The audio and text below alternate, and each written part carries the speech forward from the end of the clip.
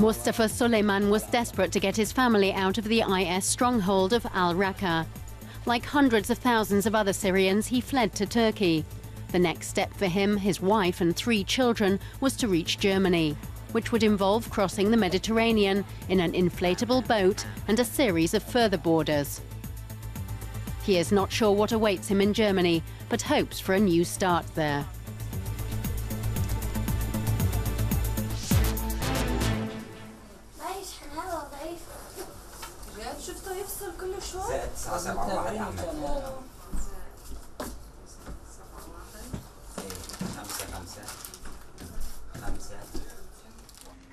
Suleiman jots down 2 numbers for emergencies, in case they lose their phone on the sea crossing. In just under 2 hours from now, the Suleiman family will set off. Mustafa has paid a smuggler $5,000 to get them across to Greece, in a rubber dinghy. For his wife, Aber, and his children, Lama, Jude, and little Karam.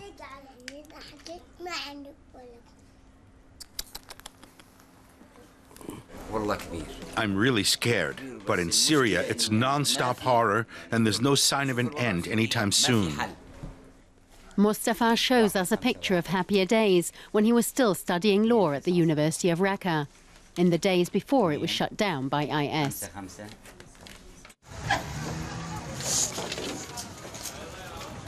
This spring, their home was devastated by a bomb.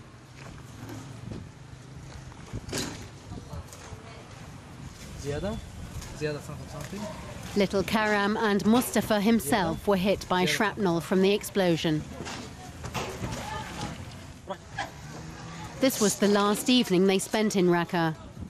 Islamic State require women to dress completely covered in black or face the threat of execution.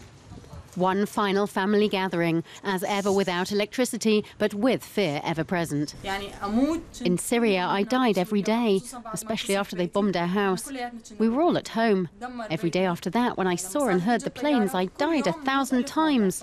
Eventually I said, if we die crossing the Mediterranean, at least we'll only die once. If we die, I hope we all die together.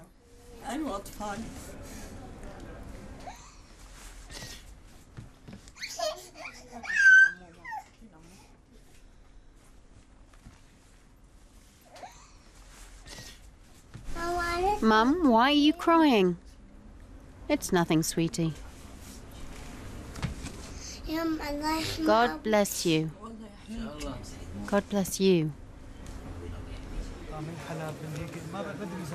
Mustafa sets out again to get life jackets for his family. Now in the Turkish city of Izmir, he constantly sees other people who have fled Syria, waiting to be picked up by smugglers. For the baby and the children. We might need them, so we don't drown.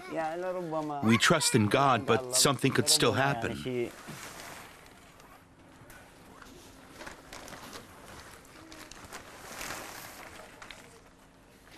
For the little one.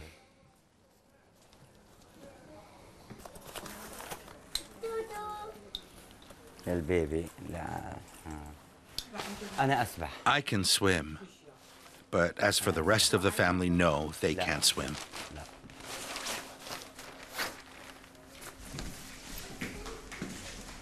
The family have all their belongings with them and are set to cross the Mediterranean in a rubber dinghy. That's all they've been told by the smuggler. Among the things he didn't tell them is where exactly he will be taking them to.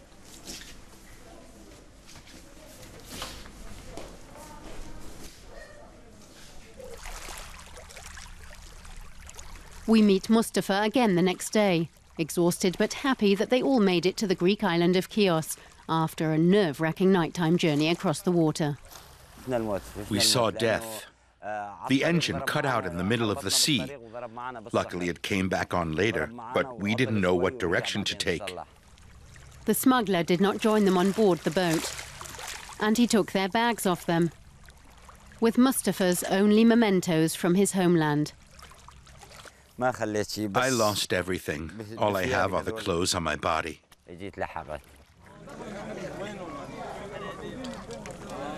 The Coast Guard brought the family to the refugee camp.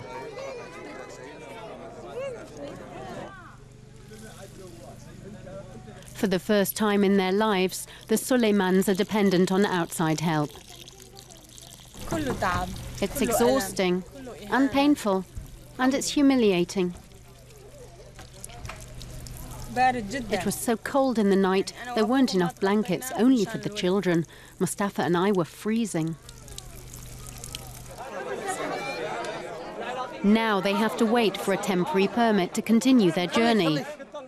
Mustafa tells others in the tent of his plans to take the Balkan route to Berlin, where his brother has been living for the past 2 months. I heard there are decent job opportunities for us there. I hope we find work fast. Sure we will.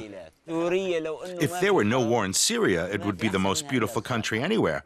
But Germany offers us safety and human dignity. Otherwise, I wouldn't go there. And freedom. Safety is the most important thing, and I'd like to find a job to earn money.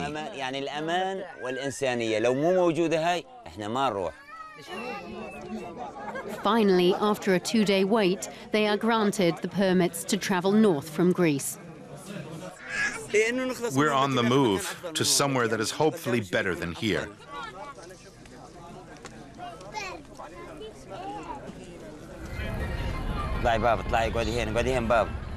Another 2 days later, Mustafa and his family are on a bus headed for the Macedonian border.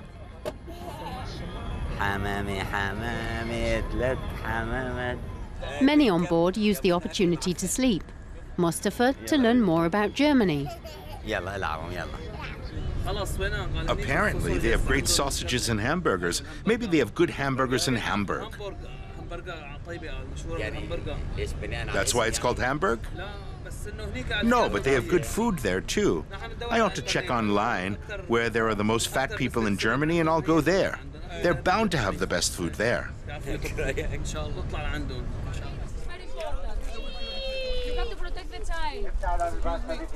7 hours later, they arrive at the border to Macedonia, and yet another queue.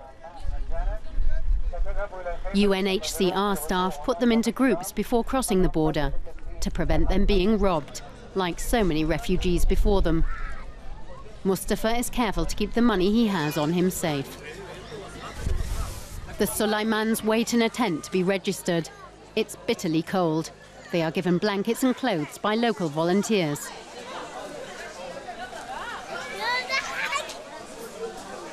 I like this one. I'm not wearing the other one. But it's cold. It isn't as nice as the other one. I won't. It's cold, sweetie. Come on, hold on to your sleeve.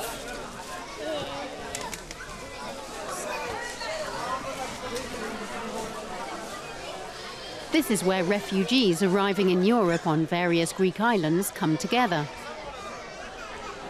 Many claim to hail from Syria, says Mustafa, but actually come from elsewhere.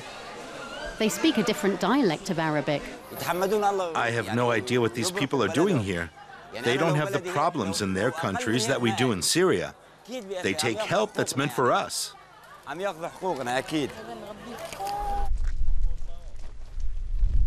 It's after midnight when Mustafa and his family walk over the border into Macedonia. This is a temporary crossing point and off-limits to journalists. The next time we see Mustafa 2 days later, they've since travelled through Macedonia, Serbia, Croatia, and now Hungary. The transit countries have organised special buses and trains running around the clock. A Hungarian border guard tells them to get off the train.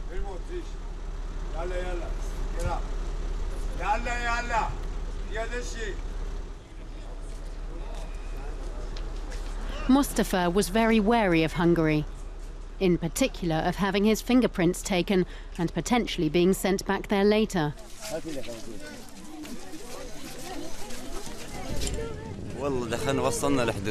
The searches in Hungary were really rough.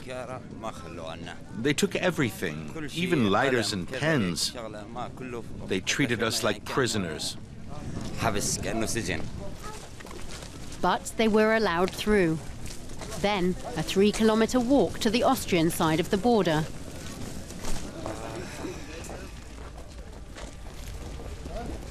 The children are exhausted.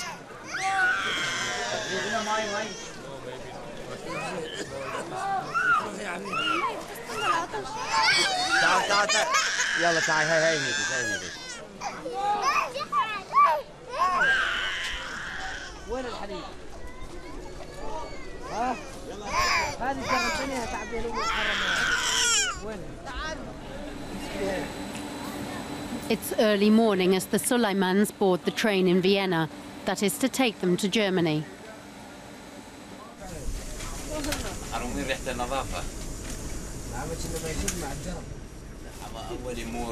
At first, I didn't notice how bad all of us smell, but next to someone who's clean, I do. When will we finally be able to take a shower? Mustafa is happy to be finally on the way to Berlin, where his brother Ibrahim is already waiting for them.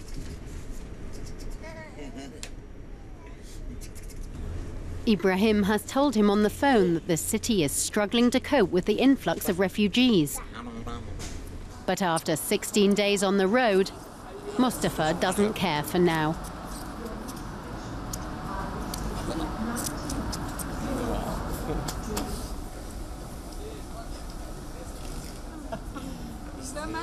Thank God, it's so nice to be here. We're so tired.